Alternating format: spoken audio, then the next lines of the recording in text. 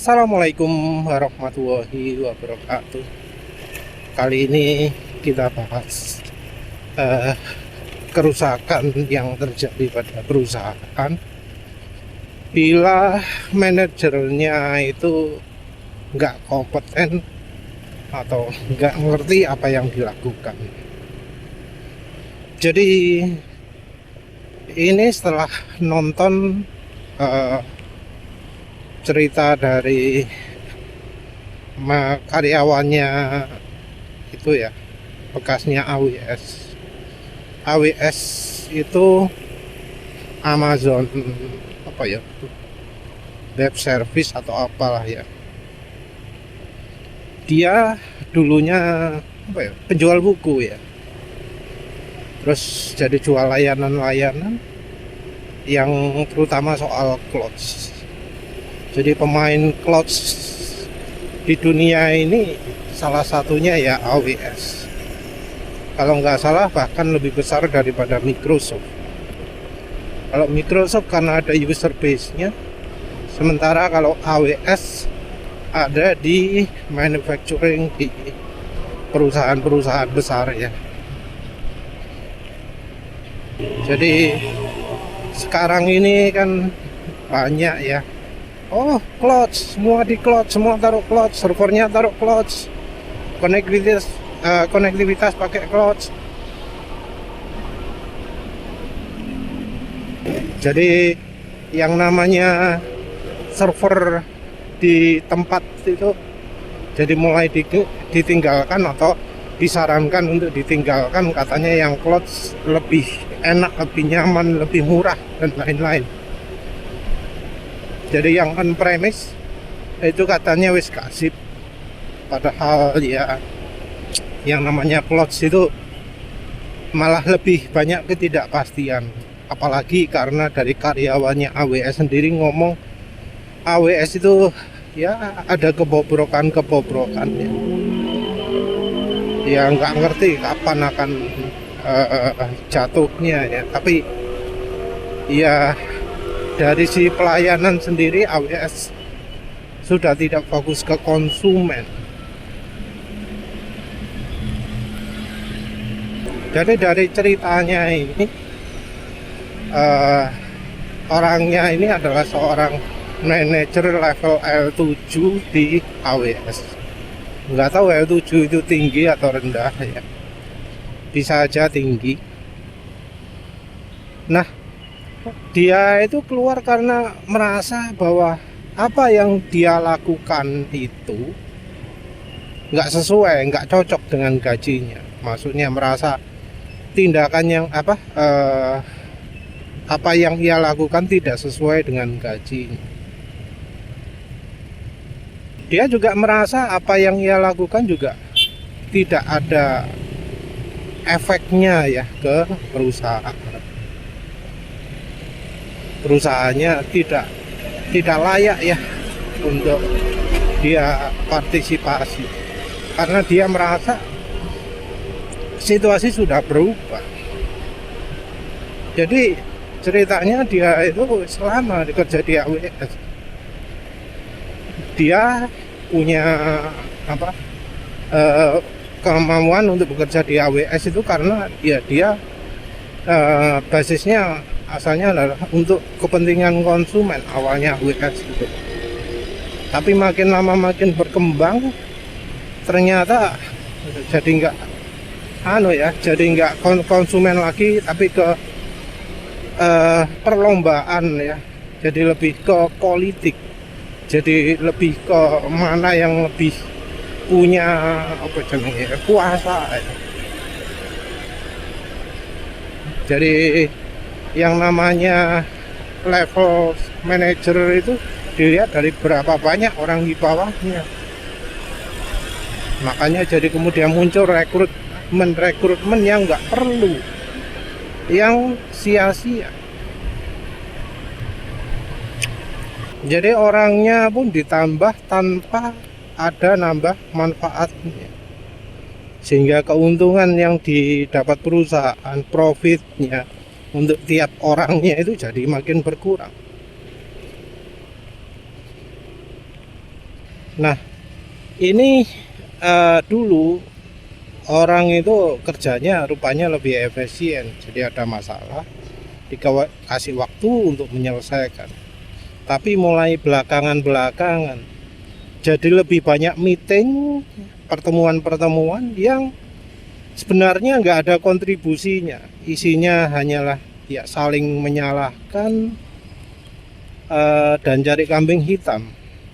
Jadi bukan untuk menyelesaikan masalah, bukan untuk bagaimana caranya masalah itu selesai, tapi hanya untuk saling salah-salahan.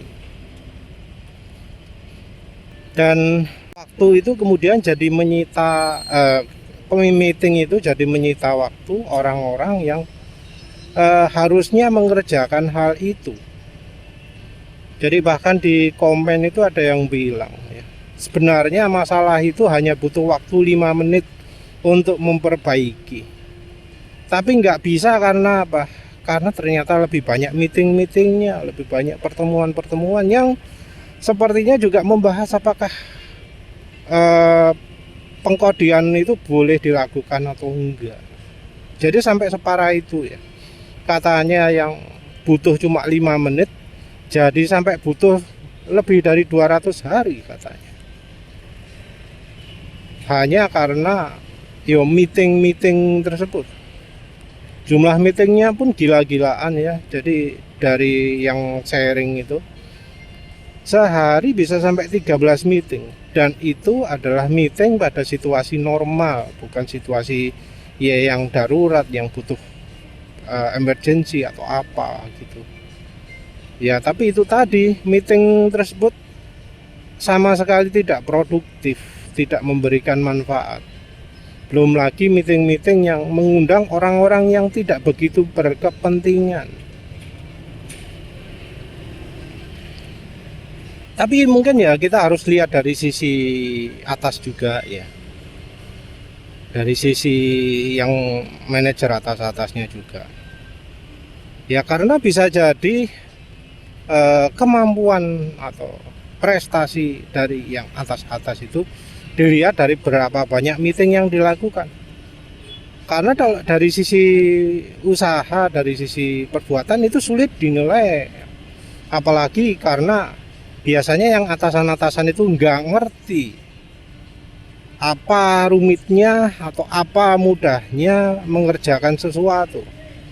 Jadi seringnya ya, sayangnya ya, orang yang jadi manajer itu bukanlah orang yang kompeten, bukan orang yang tahu, bukan orang yang mengerti caranya mengatasi masalah. Tapi biasanya hanya orang yang ya entah kenalan, entah dititipkan, tapi langsung duduk di posisi itu. Atau mungkin kesannya kayak orang yang punya latar belakang yang sesuai, tapi aslinya dia nggak kompeten. Misalnya orangnya langsung didatangkan dari luar, oh orang ini bekasnya ini gitu ya. Yang dari atasnya merasa orang itu kompeten, padahal aslinya ketika di lapangan, ketika ditaruh beneran, dia itu nggak ngerti apa-apa.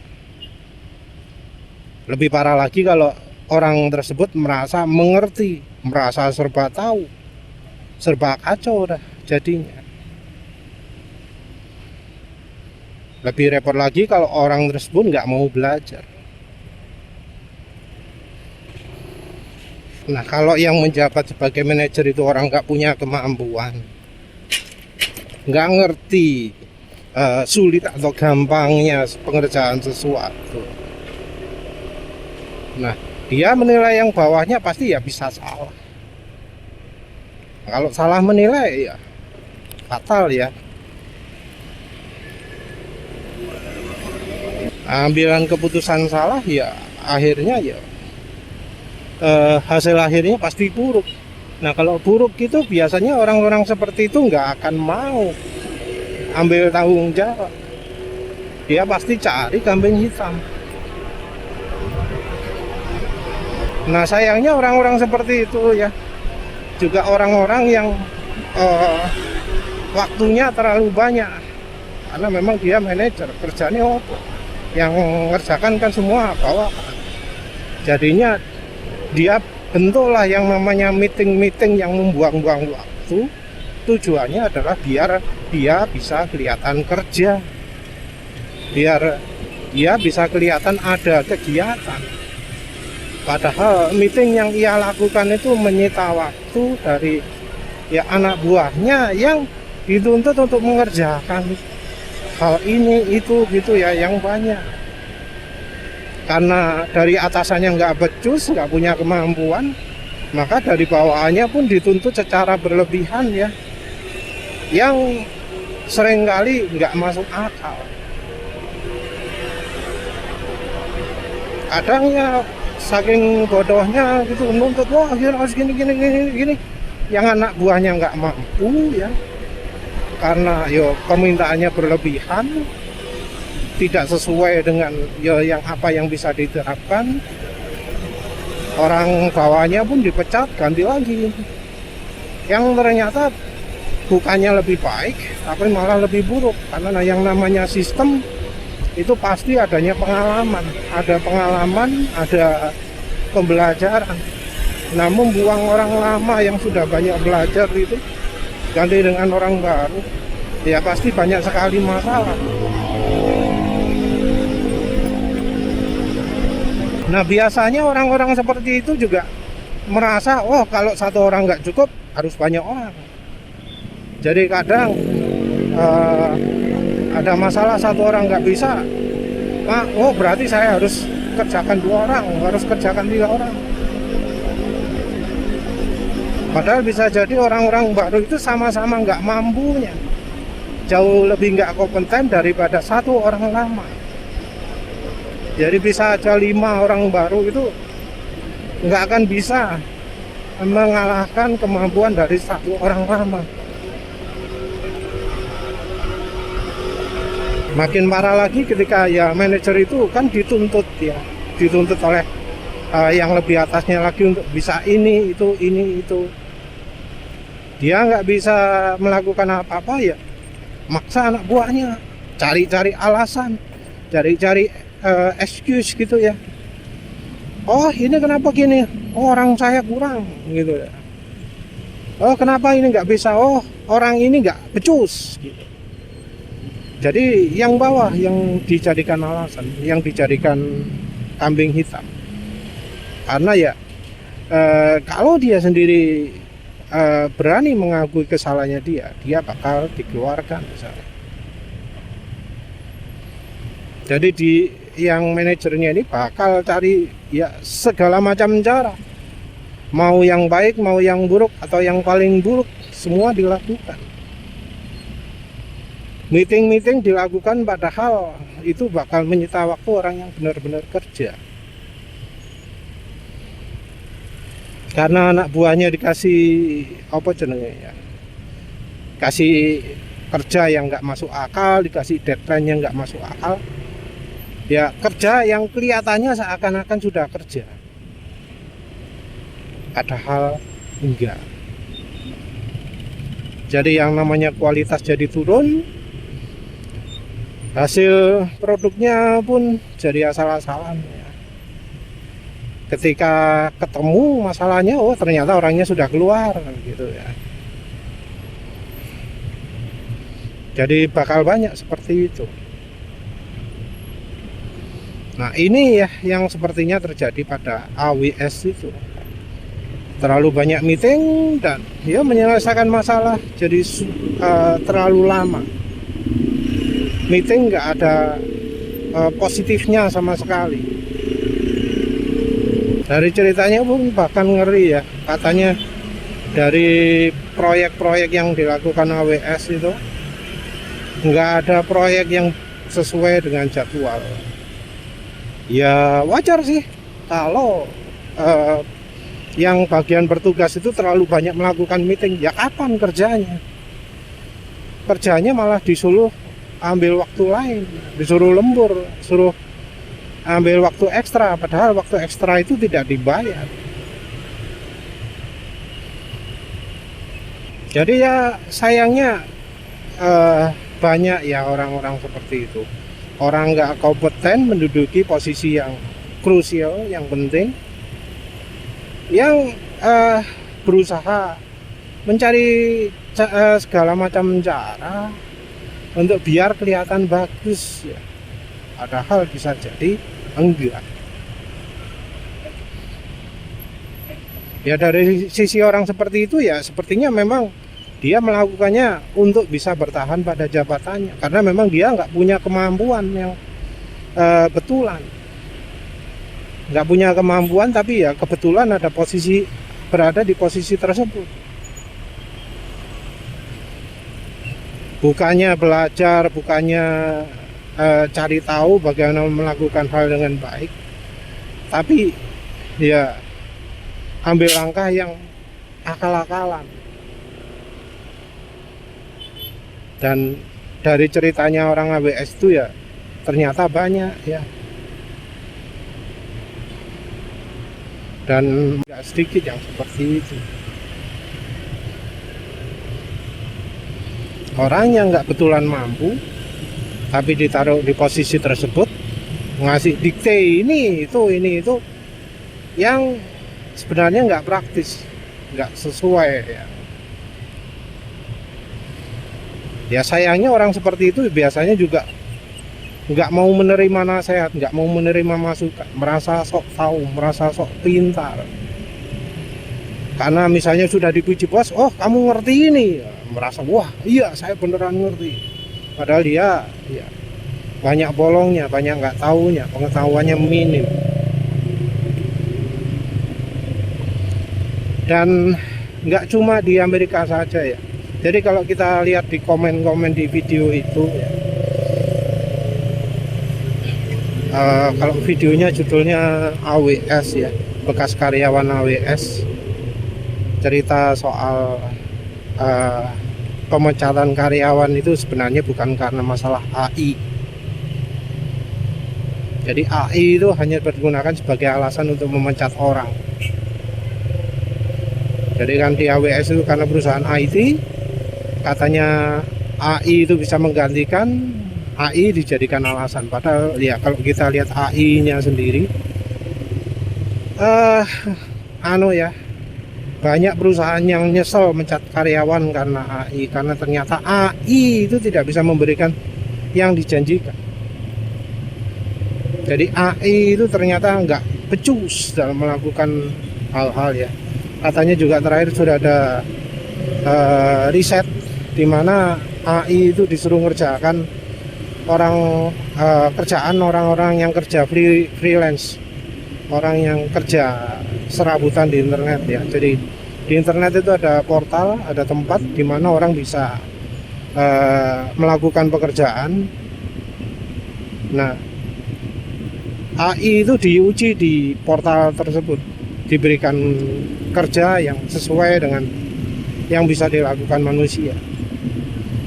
Jadi ada mencari informasi, ada melakukan misalnya ngedit gambar, buat software, install software, macam-macam lah di portal itu ya. Nah AI itu ternyata tingkat keberhasilannya sangat minim, paling bagus cuma 4%. Jadi pekerjaan yang bisa dilakukan cuma 4%. Terutama bukan karena nggak bisa mikir ya, tapi karena salah ambil kesimpulan, salah ambil fakta, salah ambil data, salah dalam menyimpulkan, kesimpulannya nggak konsisten dan seterusnya. Jadi ada beberapa contoh pekerjaan, ada yang editor ingat itu kerjaan untuk render. Biasanya kan ada produk ya yang ingin ditampilkan di sebuah latar belakang. Misalnya produknya adalah produk furnitur, ingin ditampilkan di sini, terus posisinya ada di sini. Dan ternyata gambarnya itu nggak konsisten. Padahal kan ya yang namanya latar belakang kan harusnya konsisten. Kalau ingin dilihat dari sudut pandang kamera berbeda kan ya harusnya objeknya tetap. Nah, ketika AI melakukannya ternyata nggak bisa konsisten. Yang namanya ChatGPT juga katanya sudah ya mulai merugi ya. Walau memang banyak orang yang bergantung pada ChatGPT, tapi secara penghasilan ChatGPT sendiri nggak tinggi. Jadi ini sudah dibuktikan dengan munculnya iklan pada layanan ChatGPT. Munculnya iklan ini menandakan bahwa ChatGPT wis mepet, wis nggak bisa berkembang lagi.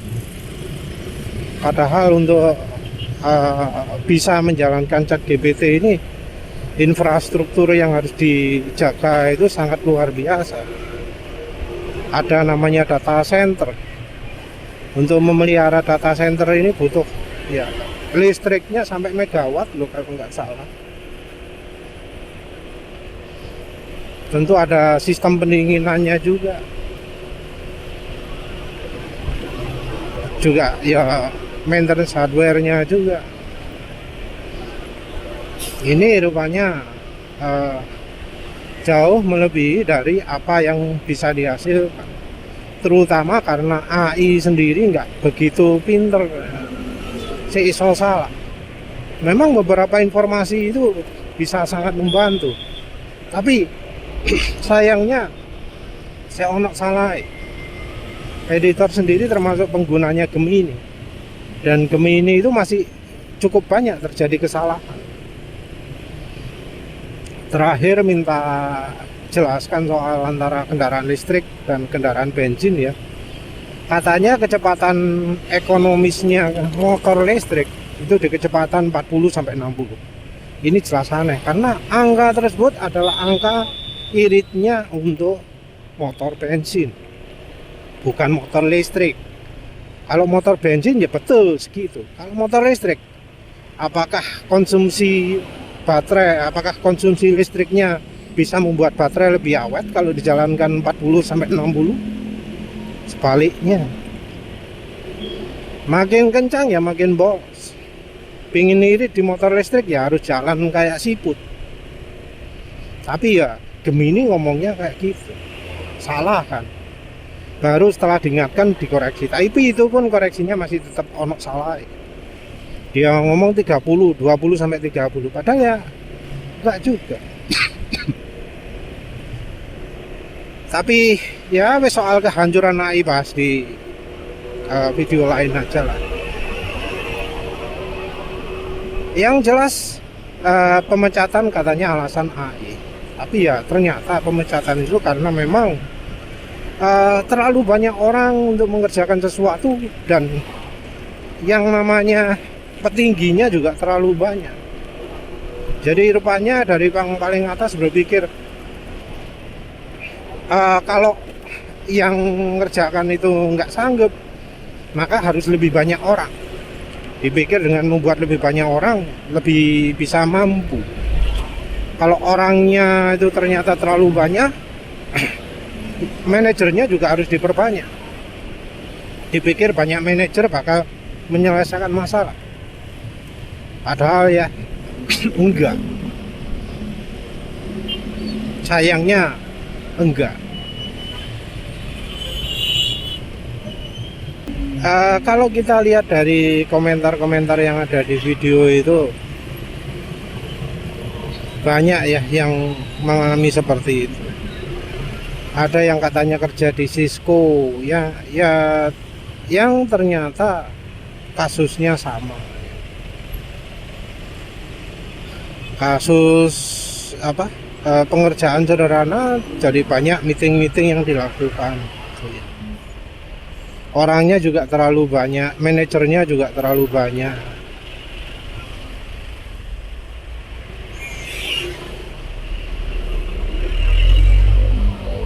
Jadi orang-orang tersebut saling berkompetisi ya, yang hasil akhirnya bukan membuat kerjaannya itu tuntas, tapi justru bikin kerjaannya malah nggak selesai-selesai.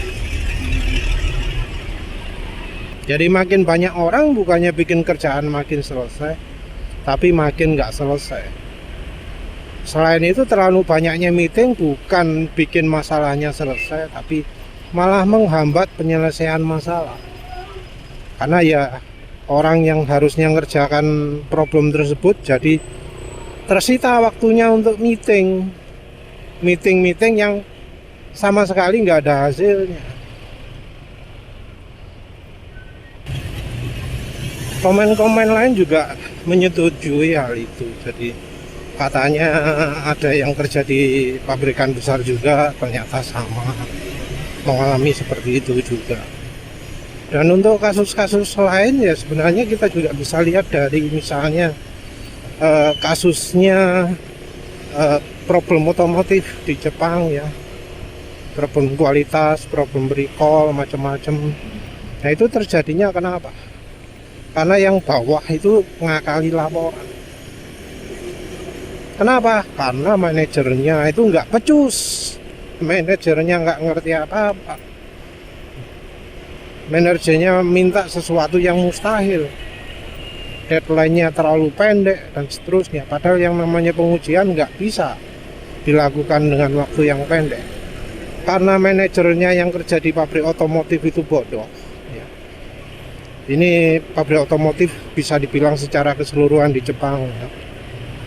Karena manajernya bodoh, akhirnya ya yang terjadi yuk bawahan yang tersiksa dan kemudian bawahannya akhirnya melakukan akal-akal. Manajernya pun ya kadang nggak jujur, bahkan berani mempertaruhkan kualitas. Kasus apa jenis Japan Steel atau apalah, di mana ternyata logam yang kualitasnya di bawah standar jadi kepake di kendaraan-kendaraan produksi Jepang. Ini juga kasusnya sama sih, hampir sama. Karena manajernya gak ngerti apa-apa, manajernya goblok nangani produk yang sensitif. Hal ini juga terjadi pada kasusnya airbag Takata ya. Kalau Takata sih kayaknya lebih banyak dari sisi kolusi. Padahal sudah jelas produk dia itu bermasalah. Tapi dari pabrikan Jepangnya masih saja menggunakan produk dari Takata tersebut. Padahal jelas-jelas dari perusahaannya nggak becus bikin airbag. Tapi dari Jepangnya, dari pabrikan-pabrikan Jepang pada rame-rame menggunakan produknya dari Takata. Dan ya makanya recall sampai terjadi berkali-kali, recall sampai berulang kali. Karena apa? Karena produk yang disebut sudah diperbaiki pun masih bermasalah. Jadi produk-produknya pun nggak bener, nggak sesuai dengan apa yang dijanjikan. Tapi anehnya masih dipertahankan saja oleh pabrikan-pabrikan Jepang. Sampai akhirnya dinyatakan Takata itu bangkrut atau apalah oleh pemerintah Jepang. Sampai pemerintahnya itu turun tangan karena saking parahnya korupsi di dunia otomotif di Jepang. Jadi kalau merasa airbag itu aman, lihat dulu itu produknya siapa. Kalau itu produknya Takata, wah harus hati-hati karena ya banyak juga orang yang terluka atau bahkan meninggal. Ada kasus meninggal karena pemakaian airbag Takata. Jadi meninggalnya bukan karena tabrakannya, tapi karena airbagnya, karena fitur untuk menyelamatkan nyawa. Fitur yang klaim bisa menyelamatkan nyawa, tapi malah bisa mengambil nyawa juga. Itu mengerikan.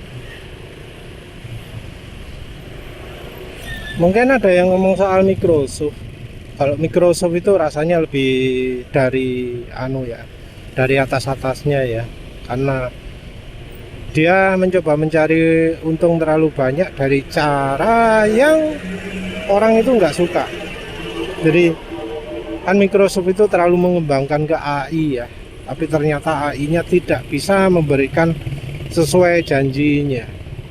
Kalau untuk pengerjaan penting itu jadi ya nggak bisa diandalkan ya, karena editor sendiri ya mengetahui bahwa kalau untuk yang serius itu berbahaya dipakai. Kalau untuk main-main, untuk seneng-senengan ya boleh lah, tapi kalau untuk kerja serius ojo, hasilnya bisa salah, bisa fatal salahnya.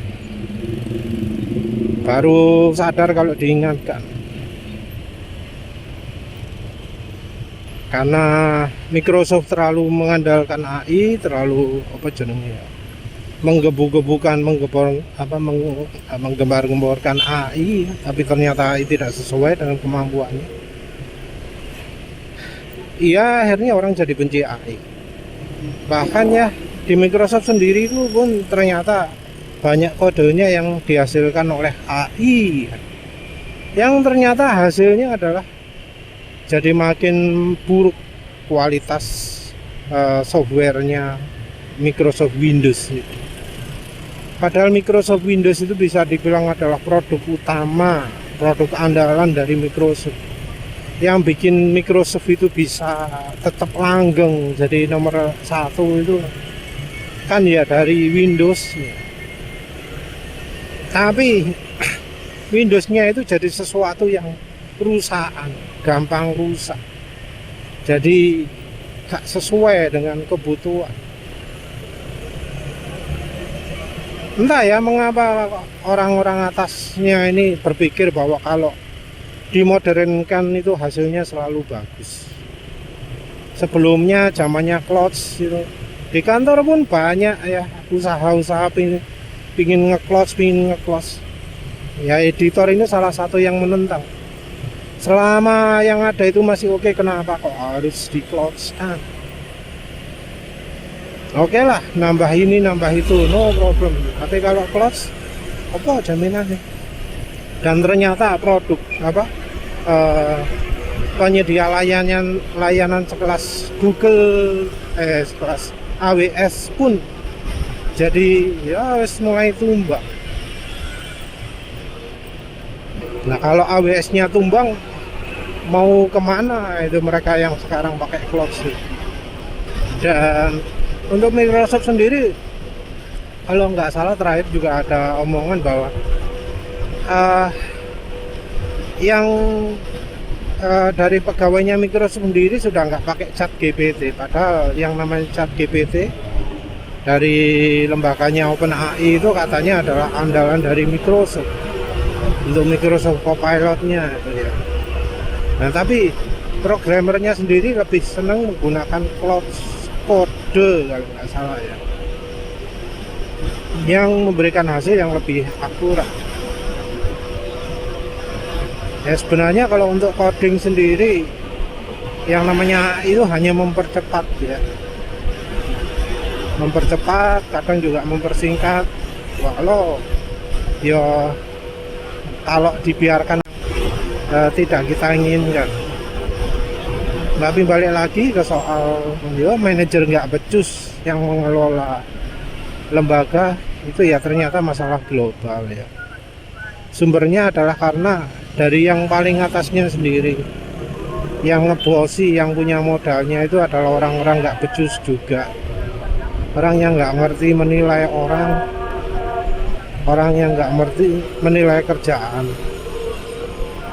Jadinya ya perusahaan-perusahaan yang diturunkan itu seringnya ambruk ya gara-gara itu.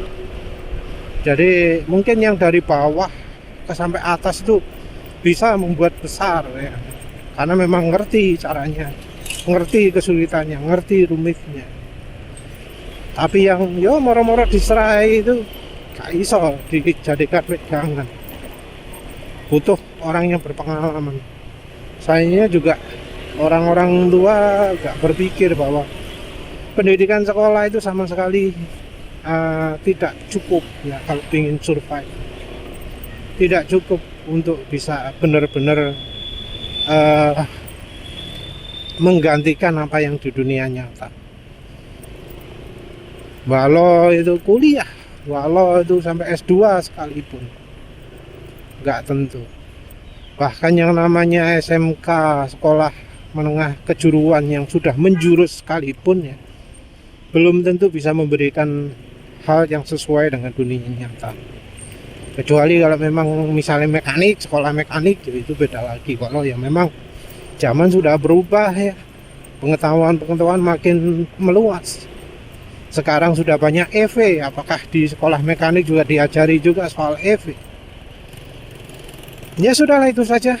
Terima kasih sudah menonton. Assalamualaikum warahmatullahi wabarakatuh.